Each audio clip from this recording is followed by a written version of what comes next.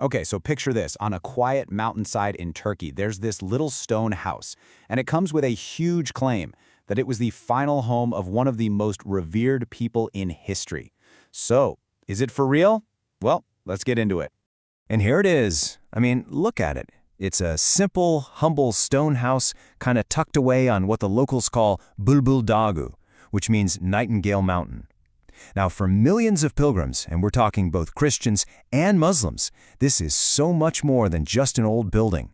They call it Meryem Ana Evi, Mother Mary's house. So you have to ask, right? How did this remote spot become so incredibly important? Well, the answer isn't something new. It's a story that goes back, believe it or not, 2,000 years. All right, to really understand this, we're not starting on that mountain. Nope, we have to go back, way back, to the foot of the cross in Jerusalem, and to a final instruction from Jesus.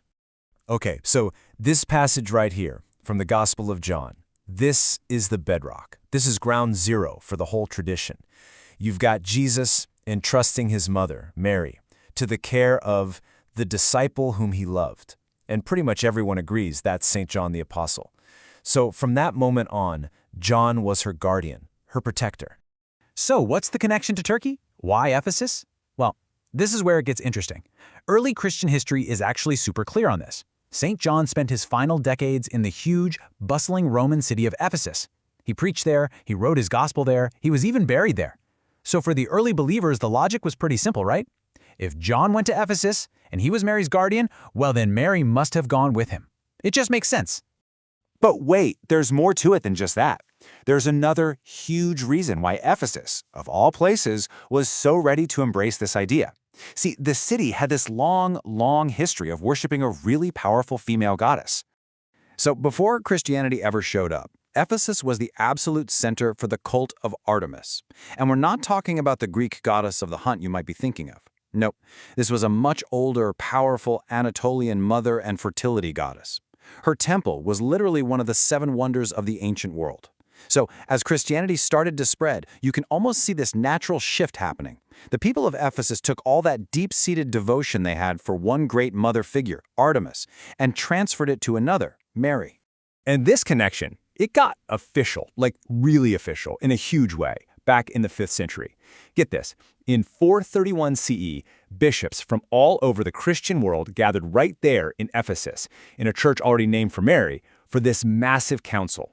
And what they decided in that room, well, it would change everything for Mary's status, forever. The whole debate boiled down to one single, super important word, Theotokos. It's Greek, and it means God-bearer. By officially giving Mary this title, the council was making a massive statement. They were affirming that she wasn't just the mother of the human Jesus, but the mother of God himself. And think about it. The fact that they chose to make this huge declaration in Ephesus, a city already tied to her, yeah, that was no accident. That decision basically cemented Ephesus as a city of Mary. But, history happens. Empires fall. Over the centuries, Ephesus just faded. Its harbor filled with silt, the great city fell into ruin, and the exact location of Mary's house was just lost. It was forgotten by the wider world, and it was going to take something pretty extraordinary to find it again. Okay, and this is where the story takes a turn that sounds like it's straight out of a movie. Seriously, the rediscovery, it wasn't done by archaeologists digging around with old maps. No way. It was led by priests who were literally following the detailed, mystical visions of a German nun. A nun who had never even left her home. Her name was Anne Catherine Emmerich, and even though she was bedridden and had never, ever been to Turkey, she described Mary's last years in Ephesus with this just astonishing detail. After she passed away, her visions were all published in a book, which basically became a kind of spiritual roadmap for anyone brave enough to follow it. So, fast forward to 1881. A French priest, Abbé Goyet, he actually takes that book and travels to Ephesus. He's following Emmerich's descriptions to a T, a house on a mountain south of the city, a view of the sea, and it leads him right to Nightingale Mountain. And there he stumbles upon the ruins of a little chapel that matched her visions perfectly. It was uncanny. But here's the kicker. This is what's truly wild. The official search party, they basically just confirmed what the local Greek Orthodox Christians had known all along, for centuries. See, they had never forgotten the site. They called it Pania Kapulu, the doorway of the Virgin, and they made a pilgrimage there every single year. So the nuns' vision didn't really discover something new. It just brought an ancient, unbroken local tradition to the world's attention. So, this incredible rediscovery, it really set the stage for the house to become what it is today, which is a truly unique and powerful place of pilgrimage for people from all over the world. And you know what makes this site so incredibly special? It's the interfaith appeal. Of course, Christians come to venerate the Mother of God, but Muslims also hold Mary, or Maryam as they call her, in extremely high regard. Here's a fun fact. She's actually mentioned more times in the Quran than in the entire New Testament. So this shared reverence, it makes the house a really rare, peaceful meeting point for two of the world's great religions.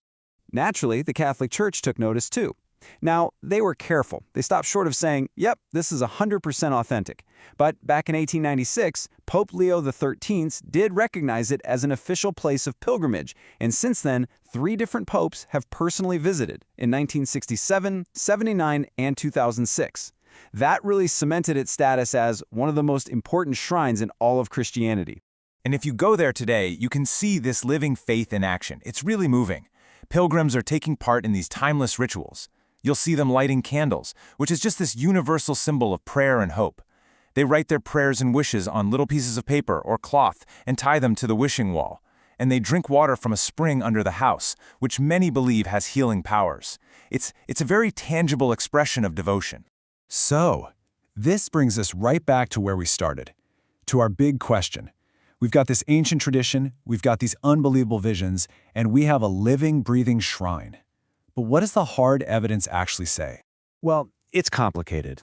The case is really compelling, but it's not a slam dunk. On the one hand, the arguments for it are pretty strong, right? You've got the biblical link between Mary and John. Archaeologists have found first-century foundations at the site. You've got that unbroken local tradition, which is huge, and of course, the huge Council of Ephesus that happened right there. But there are always counterpoints. There's a totally separate tradition that says Mary died in Jerusalem. A famous early church historian even called the Ephesus story a legend. And even the Vatican, while supporting it as a holy site, has never officially said, yes, this is definitively the place. Which leads us to one final thought. Maybe, in the end, the power of a place like this goes beyond the debate over absolute 100% proof. I mean, for the millions of people who travel to that quiet mountainside and find peace, or hope, or a moment of connection, for them, the house is real, in the way that matters most.